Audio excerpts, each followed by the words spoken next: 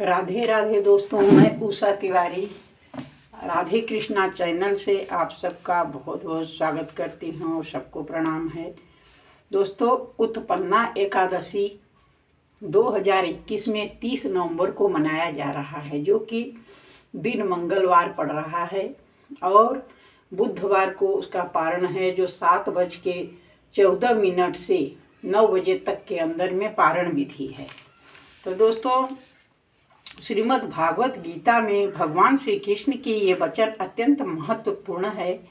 यज्ञ, दान और तप रूप कर्म किसी भी स्थिति में त्यागने योग्य नहीं है। कर्तव्य रूप में इन्हें अवश्य करना चाहिए। शास्त्रों में तप के अंतर्गत व्रतों की महिमा बताई गई है। सामान्यतः व्रतों में सर्वोपरि एकादशी व्रत कहा गया है। जैसे नदियों में गंगा, प्रकाशक तत्वों में सूर्य, देवताओं में भगवान विष्णु की प्रधानता है, वैसे ही व्रतों में एकादशी व्रत की प्रधानता है। एकादशी व्रत के करने से सभी रोग दोष शांत होकर लंबी आयु, सुख, शांति और समृद्धि की प्राप्ति होती ही है और साथ ही मनुष्य जीवन का मुख्य उद्देश्य भगवत प्राप्ति भी होती है। संसार में जीव की स्वाभाविक प्रवृत्ति भोगों को की ओर रहती है, परंतु भगवत सन्निधि के लिए भोगों से वैराग्य होना ही चाहिए। संसार के सब कार्यों को करते हुए भी कम से कम पक्ष में एक बार हम अपने संपूर्ण भोगों से विरत होकर स्व में स्थित हो सकें और उन क्षणों में हम अपनी सात्विक वृत्तियों से भगवान चिंतन में संलग्न हो जाएं। इसी के लिए एकादशी व्रत का विधान है। दोनों पक्षों का एकादशी व्रत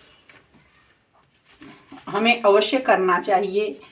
वास्तव में शास्त्रकारों ने व्रत का स्तर स्थापित किया है। अपनी श्रद्धा और भक्ति के अनुसार जो संभव हो करना चाहिए। अगर निर्जल व्रत नहीं रखा जाता है तो हम फल फलाहार करके भी व्रत रखें। वैसे एकादशी को अन्न खाना ही पाप होता है। तो दोस्तों, विष्णु भगवान का उस दिन अच्छे से आप ब्रह्म मुहूर्त में उठ के गंगा स्नान करके, नहीं संभव हो तो अपने बाल्टी में ही थोड़ा सा गंगा जल डालिए और फिर जल भर करके उससे आप स्नान करेंगे तो गंगा जल के स्नान के बराबर ही होगा। दोस्तों, जो छोटी छोटी बातें हैं उसको हमें ध्यान रखना चाहिए और हमें करना भी चाहिए। एकादशी व्रत अधिक से अधिक पुण्य फल की प्राप्ति देने वाला है। विष्णु भगवान का इसमें पूजा किया जाता है। उस दिन विष्णु भगवान का विग्रह हो या श्री कृष्ण जी बाल रूप में रखे हैं, लड्डू गोपाल जी हैं, तो उन्हें पंचामृत से स्नान कराइए और फिर शुद्ध जल से स्नान कराइए। पीला वस्त्र उन्हें समर्पित करिए, उनकी अच्छे से श्रृंगार करिए। और एकादशी के दिन अन्न खाना ही पाप होता है।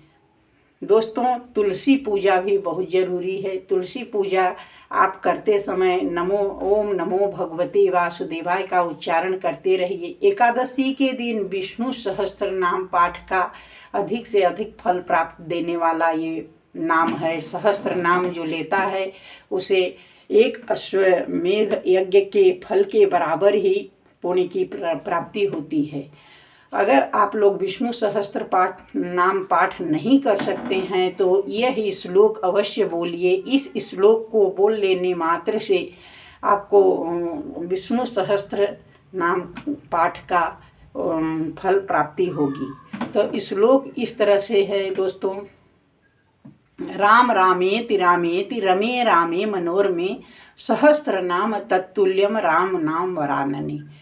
तो दोस्तों, इस श्लोक को आप जितना भी संभव हो सके 11, 21 जितना भी आप बोल सकते हैं उतना बोलिए। तुलसी जी के सामने बोलते हैं तो बहुत पुण्य फल की प्राप्ति होती है। और शाम को तुलसी में देसी घी का दीपक अवश्य अर्पित करें और थोड़ा सा एक चुटकी हल्दी डाल करके दीपक जलाइए और ओम नमो भगवते वासुदेव का उच्चारण करते हुए 108 बार आप वहाँ माला जाप करिए।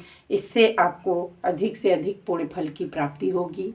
जय श्री राधे, जय श्री कृष्णा। अगर आपको वीडियो पसंद आए तो लाइक शेयर अवश्य करें। जय श्री राम, सबको प्रणाम।